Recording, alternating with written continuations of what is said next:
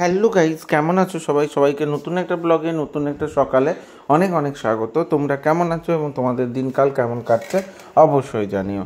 তো দেখো, তোমাদের সঙ্গে কিন্তু আমি এমন একটা ব্লগ শেয়ার করতে যাচ্ছি যেটা তোমাদেরকে একটু অন্যরকম মাত্রা দেবে, অন্যরকম একটা আঙ্গিক দেবে। আর আমার কাছে কিন্তু ভীষণ পরিমাণে স্পেশাল একটা ভিডিও। কারণ উপনয়ন আমরা সবাই দেখেছি, কিন্তু উপনয়নে এরকম একটা জলসা এবং কেক কাটিংয়ের অনুষ্ঠান জেনারেলি আমি কিন্তু দেখিনি। তোমরা কেউ দেখে থাকলে অবশ্যই জানিও।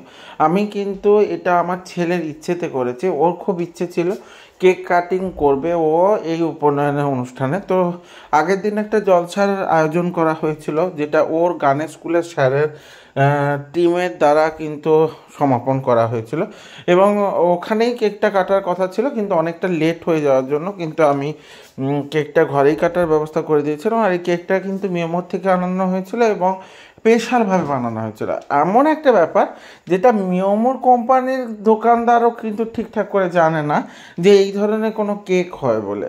তো আমার ছেলে কিন্তু এটা দেখেছিল একটা মানে নেটের মাধ্যমে, তো সেখানেই ও দেখে এটা ইচ্ছে হয়েছিল এবং এই কেকটা কিন্তু আমরাই আমাদের মতো করে যেগুলো নেটে ছিল তার থেকে মডেল দিয়ে বানিয়ে নিয়ে এসেছিলাম। তো কেকটা খেতেও অসাধারণ ছিল এবং কেকটা এত সুন্দরভাবে মিয়ামোর কোম্পানি ডেলিভারি করেছিল, সেটা কিন্তু দারুণ একটা কনসেপ্ট ছিল।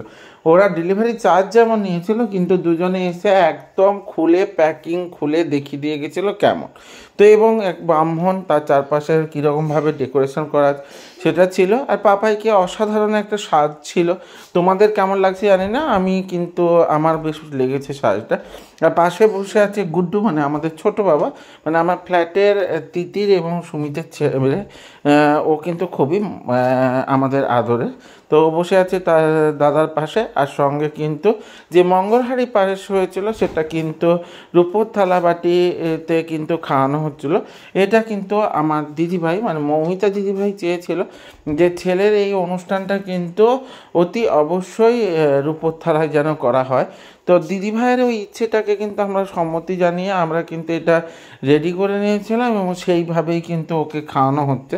তো তোমাদের ক্ষেত্রে কেমন কি লাগবে জানি না, কারণ দেখো আমাদের পরিচিত বা আমাদের এই আত্মীয় স্বজনদের মধ্যে সবাইয়ের পাপাইকে নিয়ে এক্সাইটমেন্ট আছে, সবাইয়ের একটু একটু ইচ্ছে আছে। তো সেই ইচ্ছেগুলোকে আমরা কিন্তু সম্মান জানিয়েছি এবং সেইভাবেই কিন্তু সব কিছু রেডি করার চেষ্টা করেছি। তো পাপাইকে খাইয়ে দেওয়া হচ্ছে মঙ্গলহারি পায়েস। আর এই পায়েসটা বানিয়েছিল কিন্তু ওর মনি, মানে ওর মাসি, মানে আমার বড় শালি। তো মৌলির জেঠুর মেয়ে, কিন্তু জেঠুর মেয়ে বলছি কিন্তু ওই হচ্ছে মৌলির দিদি।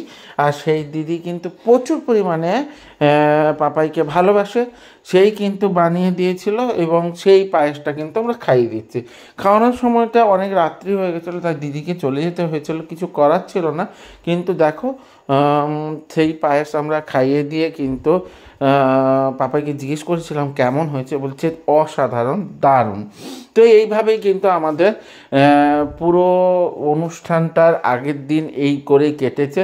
সবাই একটু একটু করে খাইয়ে দিচ্ছিল, আমরাও খাইয়ে দিচ্ছিলাম, কিন্তু আমাদের তখনও কিন্তু খাওয়া হয়নি, মানে রাতের ডিনার তখনও পর্যন্ত হয়নি। তো তার জন্য আমরা চলে যাব এবং পরে গিয়ে খেয়ে নিব। তো কিছু ভিডিও ক্লিপ এবং কিছু ক্লিপ তুলে নেওয়া হচ্ছিল। তো যাই হোক, সব কিছু মিলিয়ে কিন্তু দারুণ ছিল অনুষ্ঠানটা।